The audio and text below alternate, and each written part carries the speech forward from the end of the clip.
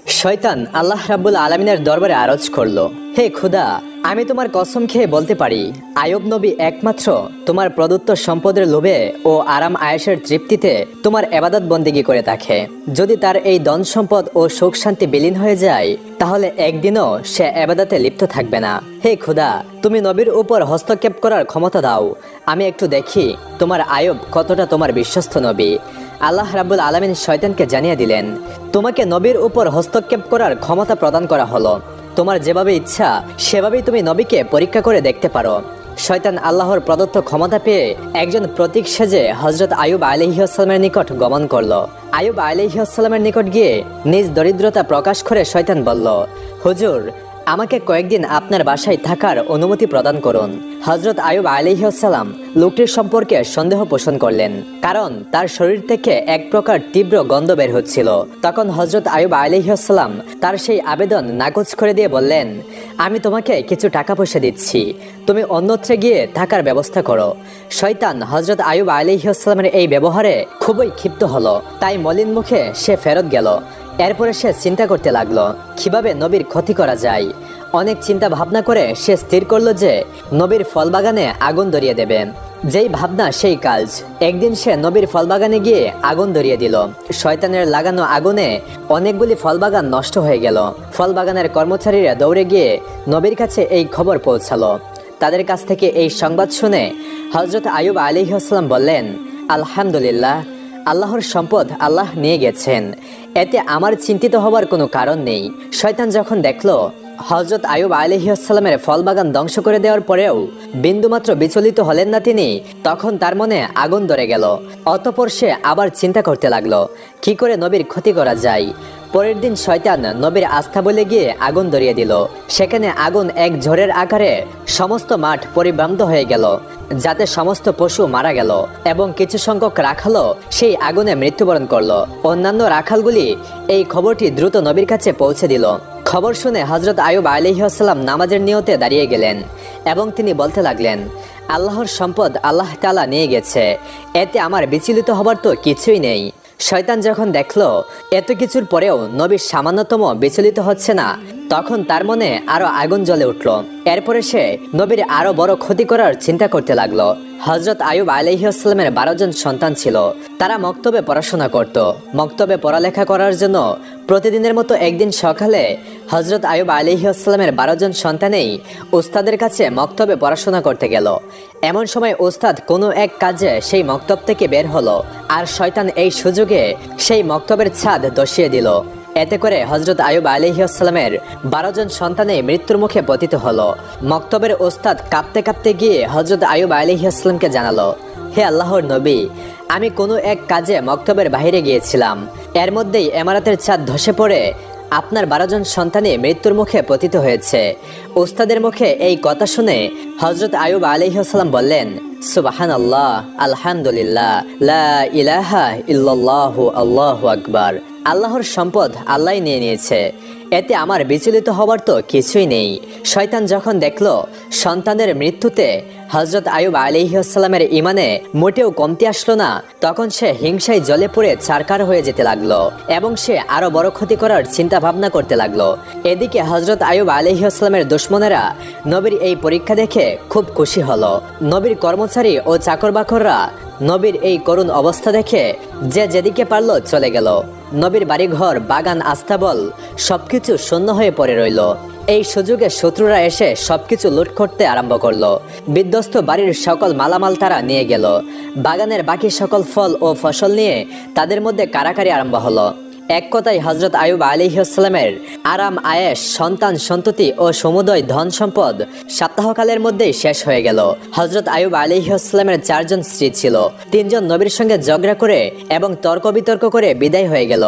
বাকি রইল একমাত্র হযরত রহিমা আলাইহিসসালাম।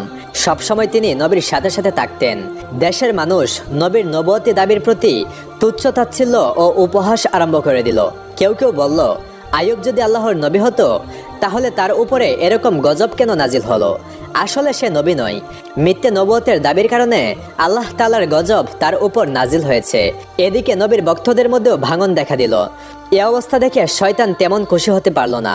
কারণ সবকিছু শেষ হয়ে যাওয়ার পরেও হযরত আইয়ুব আলাইহিস সালামের মধ্যে কোনো পরিবর্তন আসলো না। তিনি ইবাদতগারের মধ্যে থেকে পূর্বের ন্যায় একই রকম মনোযোগের সাথে ইবাদত করে যাচ্ছিলেন। তিনি যেন তার এই বিশাল ধ্বংসযজ্ঞের কোনো খবরই রাখেন না। কোনো রকম হতাশা বা আফসোসের চিহ্ন মাত্র তার মধ্যে পরিলক্ষিত হচ্ছিল না। লোকজন যাতায়াতকালে বলতে লাগলো, হে আইয়ুব, তুমি নবুয়তের দাবি করে সমূলে ধ্বংস হয়ে গেলে। এর চাইতে নবুয়তের দাবি পরিত্যাগ করা তোমার জন্য মঙ্গলজনক ছিল। যেমন দেখো, আমরা নবীও না আর গজবেও পতিত হইনি। এছাড়া লোকেরা নানান ধরনের তুচ্ছ-তাচ্ছিল্যমূলক কথা হযরত আইয়ুব আলাইহিস সালামকে লক্ষ্য করে বলতে লাগলো। হযরত আইয়ুব আলাইহিস সালাম এই সমস্ত কথার প্রতি আদৌ ভ্রুক্ষেপ করলেন না। তিনি পূর্বে যতটুকু সময় মানুষের সঙ্গে মেলামেশা করে কাটাতেন তাও সম্পূর্ণরূপে বন্ধ করে দিলেন। এই সব দৃশ্য দেখে শয়তান আর বসে থাকতে পারল না। সে চিন্তা করতে লাগলো কিভাবে নবীর আরো গুরুতর ক্ষতি করা যায়। চিন্তা করতে করতে সে একটি ষড়যন্ত্র আঁটলো। ষড়যন্ত্র মাফিক সে নবীর সাক্ষাৎ প্রাপ্তি হয়ে তার নিকটে পৌঁছালো এবং নবীর কাছে গিয়ে বলল, হুজুর, আমি আপনার একজন ভক্ত, আপনার কাছে আমার কিছু আরজি ছিল। এই বলে সে নবীর কাছে কথা বলার বান করে গেল এবং তার মুখটি নবীর কানের কাছে নিয়ে দুই কানে দুটি ফু দিয়ে বিদায় হয়ে গেল। পরের দিন নবীর শরীরে ফুসকার মতো এক প্রকার ফুরা উঠে ভরে গেল। তিনি খুব অসুস্থ হয়ে পড়লেন। ইবাদত বন্দেগীতে কিছুটা বিঘ্ন সৃষ্টি হলো। স্ত্রী রহিমা তার সেবা যত্ন করছিলেন। আস্তে আস্তে ফোড়াগুলো বড় হয়ে ক্ষতের সৃষ্টি করলো। দীর্ঘদিন এই অবস্থা কাটানোর পরে নবীর শরীরের মাংসের মধ্যে এক প্রকার কীটের দেখা দিল। আরো কয়েকদিন অতিবাহিত হওয়ার পরে নতুন আরো দুরকমের পোকার সৃষ্টি হলো। এই পোকাগুলো নবীর শরীরের মাংস ও রক্ত খেতে আরম্ভ করলো। অন্যদিকে নবীর স্ত্রীর জমা করা টাকা পয়সা সবকিছু শেষ হয়ে গেল। তাদের দারুণভাবে খাদ্যের অভাব দেখা দিল। শুধু পানি পান করে নবী ও তার স্ত্রী রহিমা কয়েকদিন অতিবাহিত করলেন। তারপর আর ধৈর্য ধারণ করতে পারলেন না। হযরত রহিমা আলাইহিস সালাম হযরত আইয়ুব আলাইহিস সালামের নিকটে গিয়ে আরজ করলেন, হে আল্লাহর নবী, এখন আমাদের কাছে আর কিছুই নেই। অতএব গ্রামে গিয়ে মানুষের বাসায় কাজ করে উপার্জন করা ছাড়া আমাদের কাছে অন্য কোনো পথ নেই। আপনি যদি আমাকে অনুমতি দিতেন তাহলে আমি গ্রামে গিয়ে মানুষের বাসায় কাজ করে হালাল রুজি উপার্জন করতে পারতাম আর তা দিয়ে আমাদের আহারের ব্যবস্থা করতে পারতাম। হযরত আইয়ুব আলাইহিস সালাম স্ত্রীর মুখে এই সকল কথা শুনে অনেকক্ষণ কাঁদলেন।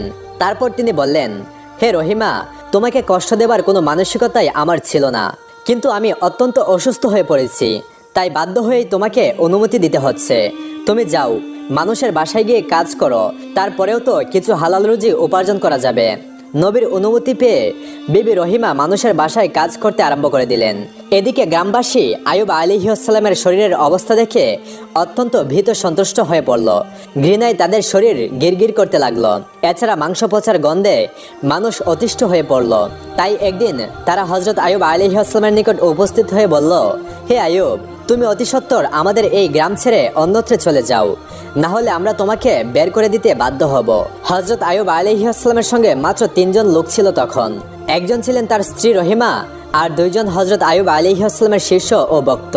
তারা সব সময় নবীর দেখাশোনা ও সেবা করত।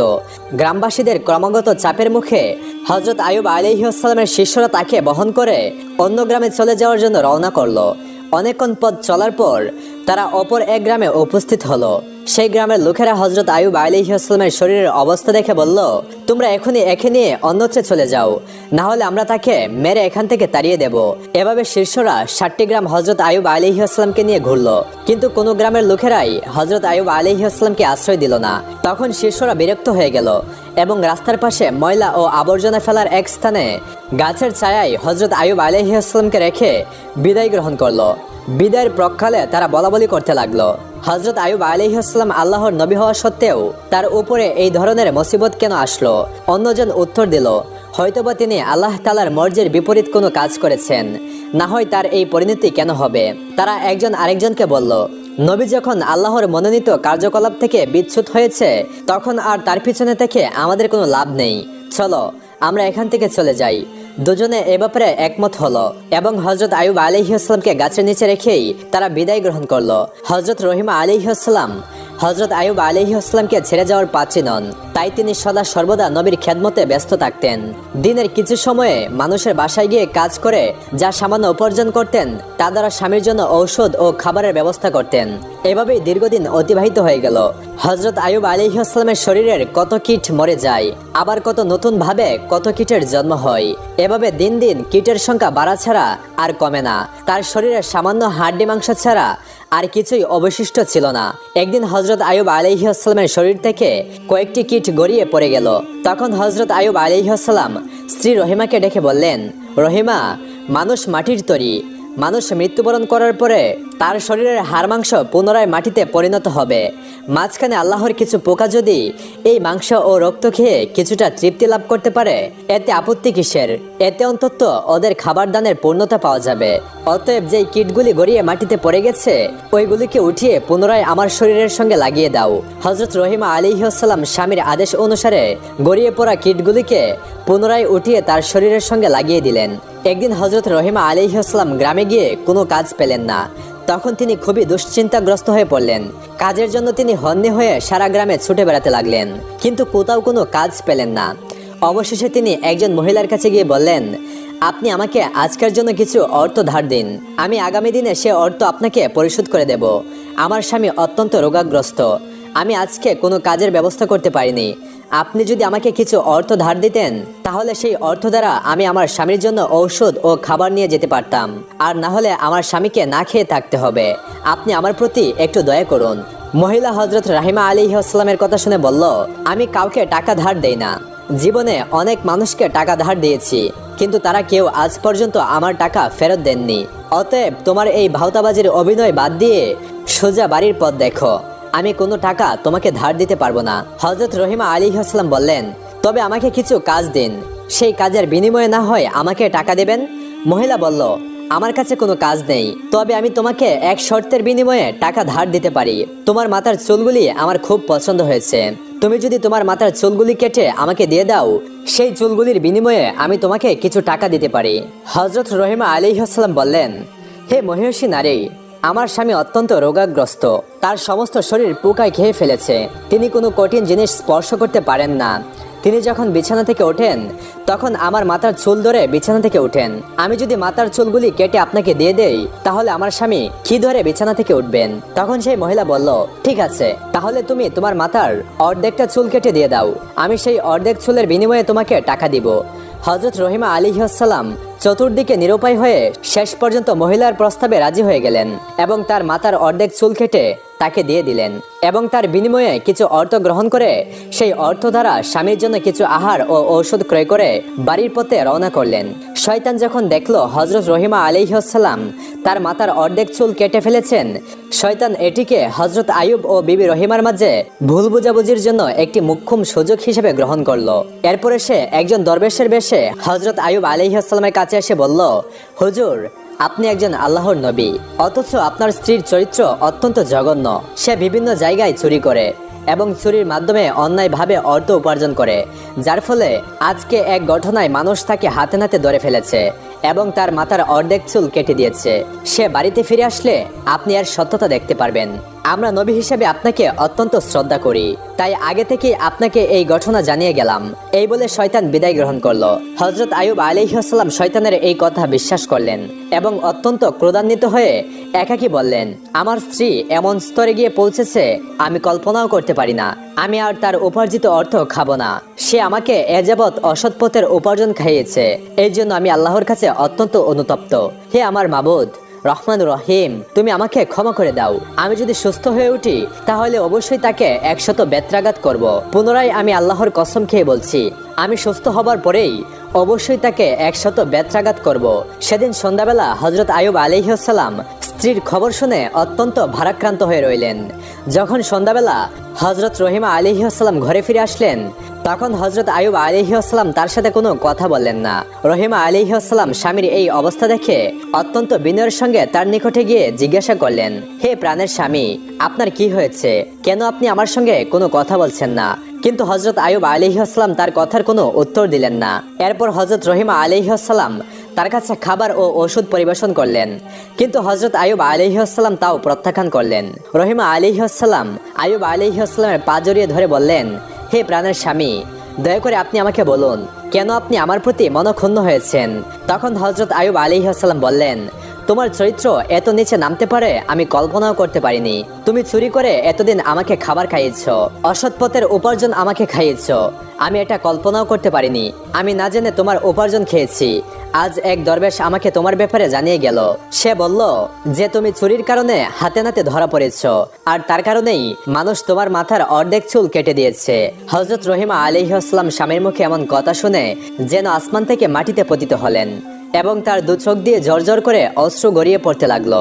তখন তিনি দুই হাত তুলে আল্লাহর দরবারে ফরিয়াদ করে বলতে লাগলেন, হে আল্লাহ, হে রহমান রহিম, তুমি সবকিছুই জানো আমি কি উদ্দেশ্যে কি করেছি। কিছুই তোমার অগোচরে নয়।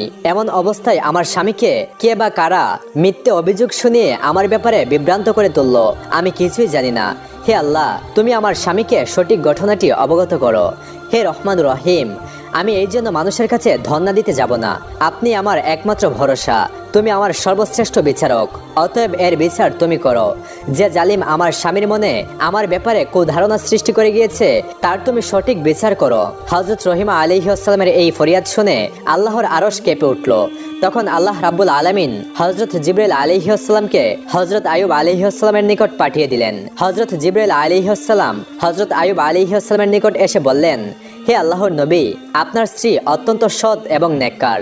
শয়তান দরবেশের স্রোতে এসে আপনাকে বিভ্রান্ত করে আপনার স্ত্রীর ব্যাপারে কুৎসা বর্ণনা করেছে। প্রকৃতপক্ষে আপনার স্ত্রীর কোনো দোষ নেই। অতএব আপনি আপনার স্ত্রীর পরিবেশিত খাদ্য গ্রহণ করুন এবং আপনি তার প্রতি রাজি ও খুশি হয়ে যান। হযরত জিবরাইল আলাইহিস সালামের বক্তব্য শুনে হযরত আইয়ুব আলাইহিস সালাম রহিমাকে ডেকে বললেন, রহিমা, আমাকে ক্ষমা করে দাও। শয়তান তোমার ব্যাপারে আমাকে মিথ্যা সংবাদ শুনিয়ে বিভ্রান্ত করেছিল। আর তুমি আমার প্রতি মনক্ষুণ্ণ হবে না, কারণ আমি না বুঝেই এই সকল কথা তোমাকে বলেছিলাম। আর কখনোই তোমার প্রতি আমি রাগ করব না। হযরত রহিমা আলাইহিস সালাম স্বামীর মুখে এ ধরনের কথা শুনে অত্যন্ত খুশি হয়ে গেলেন এবং তিনি পুনরায় পূর্ণ উদ্যমে স্বামীর সেবা যত্ন করতে লাগলেন। বিবি রহিমা আলাইহিস সালাম প্রতিদিনই নিয়মিত শ্রমের বিনিময়ে কিছু অর্থ উপার্জন করে জীবিকার ব্যবস্থা করতেন। শয়তান যখন নবীকে হযরত রহিমা আলাইহিস সালামের সম্পর্কে অভিযোগ করে কোনো সফলতা পেল না, তখন সে একজন বৃদ্ধ মানুষের স্রোত ধরে একদিন হযরত রহিমা আলাইহিস সালামকে প্রতিমধ্যে জিজ্ঞাসা করলো, হে মা, তোমাকে এমন দুরবস্থাগ্রস্ত দেখাচ্ছে কেন? হযরত রহিমা উত্তর দিলেন, আমার স্বামী খুবই অসুস্থ, তার শরীরে ঘা হয়েছে, তাতে পোকা জন্মেছে, তার শরীরের রক্ত মাংস পোকায় খেয়ে ফেলেছে, তাই আমি তাকে নিয়ে দিবারাত্র খুবই চিন্তাগ্রস্ত থাকি। তখন সেই বৃদ্ধের স্রোতধারী শয়তান বলল, আমি এই ঘা ও ক্ষতের একটি অমুক ওষুধের কথা তোমাকে বলে দিতে পারি।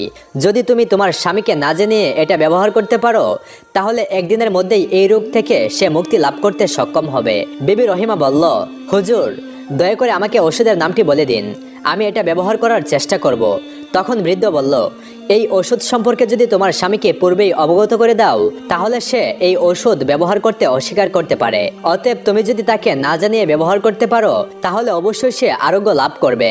অতঃপর বৃদ্ধ বিবি রহিমাকে জিজ্ঞাসা করলো, মা, তোমার স্বামীর নাম কি? বিবি রহিমা বললেন, আমার স্বামীর নাম হযরত আইয়ুব। তিনি আল্লাহ তাআলার একজন নবী। প্রথম জীবনে তিনি খুবই সম্পদশালী ছিলেন। পরবর্তীতে আল্লাহ রাব্বুল আলামিন তাকে বিভিন্ন বালা মুসিবত দ্বারা পরীক্ষায় ফেলেছেন। এখন তিনি কঠিন রোগে আক্রান্ত। শয়তানের স্রোতধারী বৃদ্ধ রহিমার কথা শুনে বলল, তাকে যখন গ্রামের মানুষেরা গ্রাম থেকে বের করে দিয়েছিল, তখন আমি তাকে একবার দেখেছিলাম। তার জন্য আমার কাছে উপযুক্ত ওষুধ আছে। বিবি রহিমা বললেন, হুজুর, দয়া করে তাহলে আমাকে সেই ওষুধটি প্রদান করুন।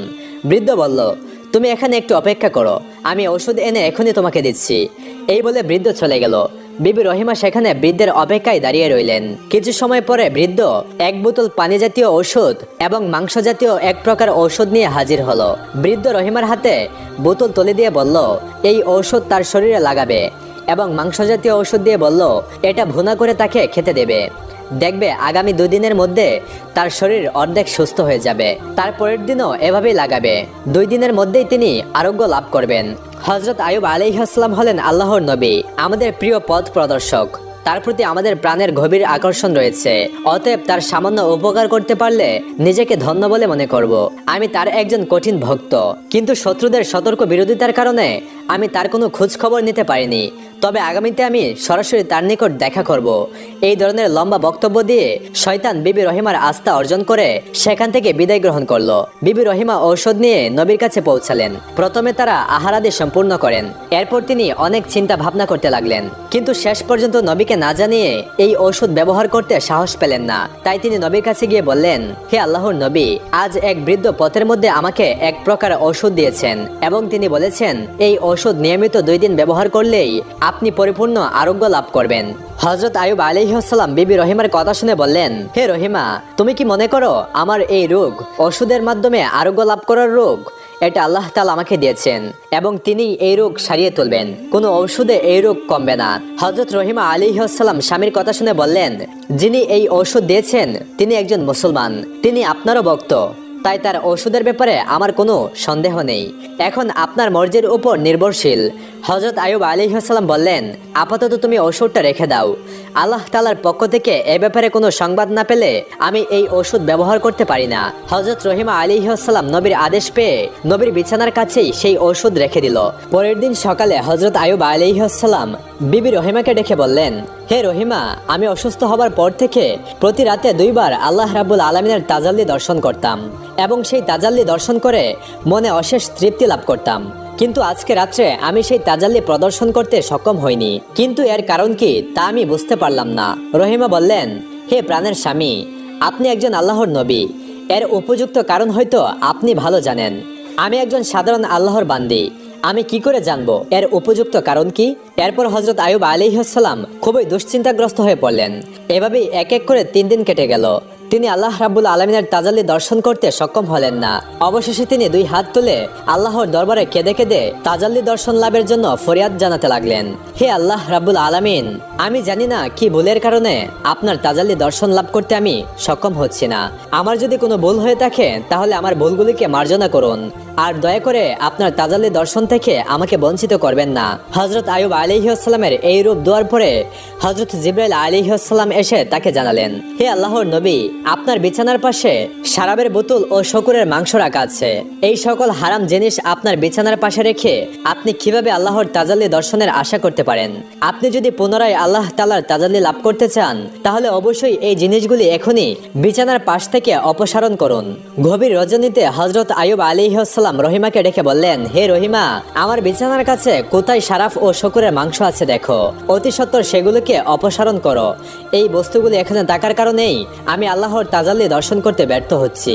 বিবি রহিমা নিদ্রা হতে জাগ্রত হয়ে চতুর্দিকে ভালো করে খোঁজাখুঁজি করলেন, কিন্তু তিনি কোথাও শরাফ ও শকুরের মাংস পেলেন না।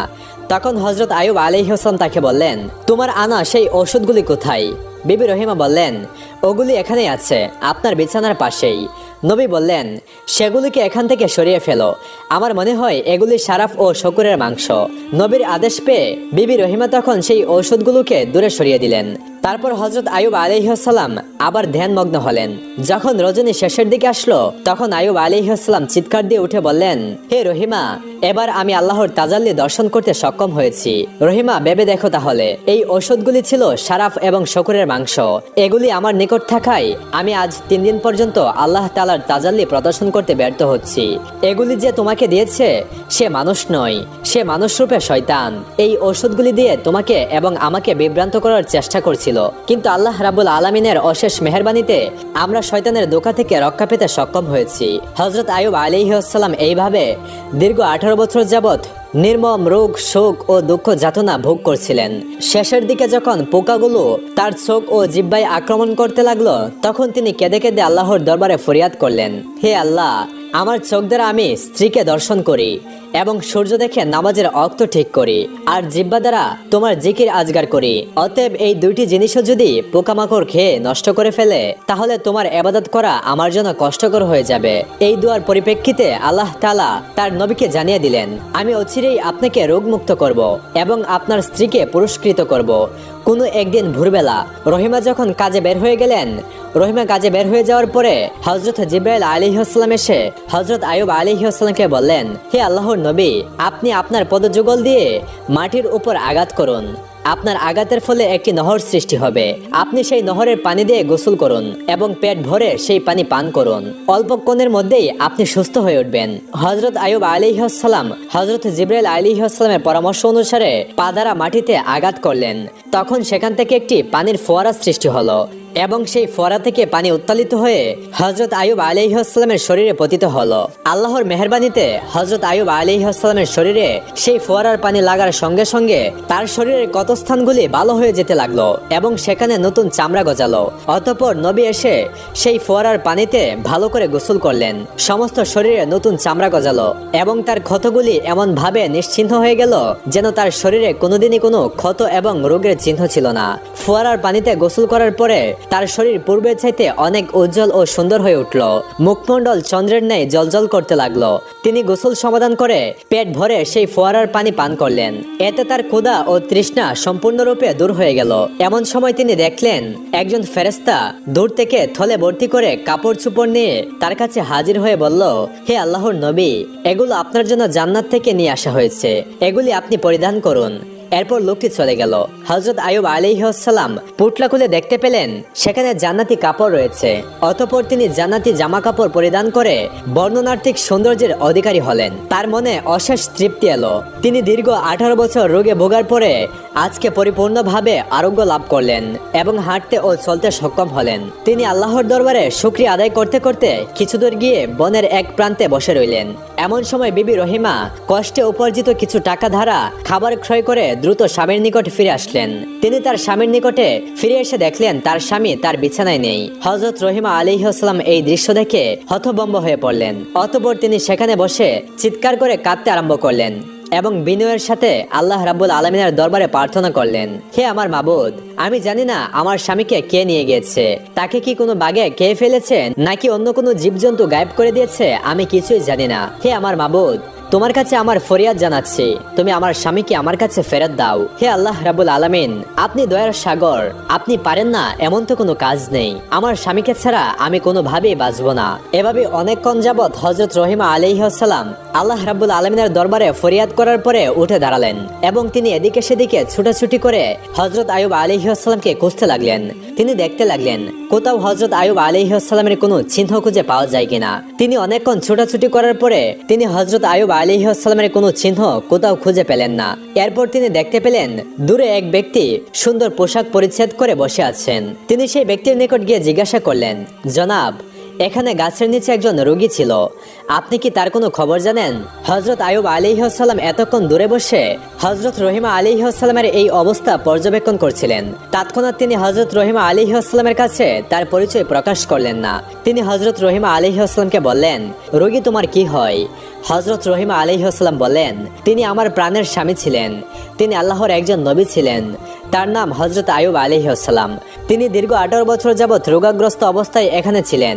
একমাত্র আমি তার দেখাশোনা করতাম, কিন্তু আজকে কাজের পরে ফিরে এসে আমি আমার স্বামীকে দেখতে পাচ্ছি না। আমি জানি না আমার স্বামী এখন কোথায় আছে, কি অবস্থায় আছে। তাকে কি কোনো বাঘে খেয়ে ফেলেছে না অন্য কোনো প্রাণী নিয়ে গেছে? আপনি যদি তার কোনো খোঁজ বা সংবাদ জেনে থাকেন দয়া করে একটু আমাকে জানান। হযরত আইয়ুব আলাইহিস সালাম তখন রহিমা আলাইহিস সালামকে জিজ্ঞাসা করলেন, আপনি যদি আপনার স্বামীর চেহারা দেখেন তাহলে আপনি কি আপনার স্বামীকে চিনতে পারবেন? হযরত রহিমা আলাইহিস সালাম উত্তর দিলেন, কি বলেন জনাব, যে স্বামীর দীর্ঘ 18 বছর যাবৎ আমি খেদমত করলাম তার চেহারা দেখলে আমি তাকে চিনতে পারবো না? এরপরে হযরত আইয়ুব আলাইহিস সালাম তার চেহারা থেকে কাপড় সরিয়ে ফেললেন এবং বললেন, দেখুন তো এই ব্যক্তিকে চিনতে পারেন কিনা। বিবি রহিমা আলাইহিস সালাম যখন হযরত আইয়ুব আলাইহিস সালামের নুরানি চেহারার দিকে দৃষ্টিপাত করলেন তখন তিনি হাউমাউ করে কেঁদে উঠলেন এবং তাকে জড়িয়ে ধরে বললেন, হে আল্লাহর নবী, আল্লাহ রাব্বুল আলামিন আপনাকে এইভাবে সুস্থ করে তুলবেন আমি কল্পনাও করতে পারিনি। আমি তো আপনার চিন্তায় অস্থির হয়ে পড়ছিলাম। আল্লাহর দরবারে লাখো কোটি শুকরিয়া যে তিনি আপনাকে সুস্থ করে দিয়েছেন এবং পুনরায় আমার কাছে ফিরিয়ে দিয়েছেন। এভাবে স্বামী এবং স্ত্রী অনেকক্ষণ যাবৎ কান্না করতে লাগলেন এবং আল্লাহ রাব্বুল আলামিনের দরবারে দুজনেই অশেষ কৃতজ্ঞতা জ্ঞাপন করলেন। হযরত আইয়ুব আলাইহিস সালাম তখন বিবি রহিমাকে বললেন কিভাবে তিনি সুস্থ হলেন এবং কিভাবে হযরত জিবরাইল আলাইহিস সালাম তাকে সুস্থ করার জন্য নহর সৃষ্টি করে দিলেন। আর হযরত আইয়ুব আলাইহিস সালাম তার স্ত্রীকে সেই নহরে গোসল করার জন্য অনুরোধ করলেন। স্বামীর কথা মতো হযরত রহিমা আলাইহিস সালাম ওই নহরে গোসল করলেন। সেই নহরে গোসল করার সাথে সাথেই হযরত রহিমা আলাইহিস সালামের চেহারাও চাঁদের ন্যায় জ্বলজ্বল করতে লাগলো। 18 বছরের যুবতীর ন্যায় শরীরের রূপ লাবণ্য ফিরে আসলো। এরপরে হযরত আইয়ুব আলাইহিস সালাম তার স্ত্রীকে নিয়ে বাড়ির দিকে ফিরে আসার জন্য পথ অতিক্রম করতে লাগলেন। তারা তাদের বাড়িতে এসে দেখলেন তাদের দালানকোঠা সব পূর্বের মতো অক্ষয় অবস্থায় রয়েছে। অতঃপর তারা ভেতরে প্রবেশ করে দেখলেন তাদের ছেলেমেয়েরা সেখানেই বসে খেলা করছে। পিতামাতাকে দেখে তারা সকলেই এসে তাদেরকে জড়িয়ে ধরলো এবং তারা জিজ্ঞেস করলো, আপনারা কয়েকদিন যাবৎ কোথায় ছিলেন? হযরত আইয়ুব আলাইহিস সালাম বললেন, আমরা আল্লাহর দাওয়াতে গিয়েছিলাম। তখন ছেলেমেয়েরা হাউমাউ করে কেঁদে উঠল এবং তাদেরকে বলল, কেন আপনারা আমাদেরকে একা রেখে দাওয়াতে গিয়েছিলেন? উত্তরে হযরত আইয়ুব আলাইহিস সালাম বললেন, তা তোমাদেরকে পরে বলবো। ওদিকে মাঠ থেকে পুনরায় খাদেমগণ এসে বলল, হে আল্লাহর নবী, আপনার পশু পাখি বাগবাগিচা যা যা ধ্বংস হয়েছিল আজকে তা আবার পুনরায় আমরা আগের অবস্থায় ফিরে পেয়েছি।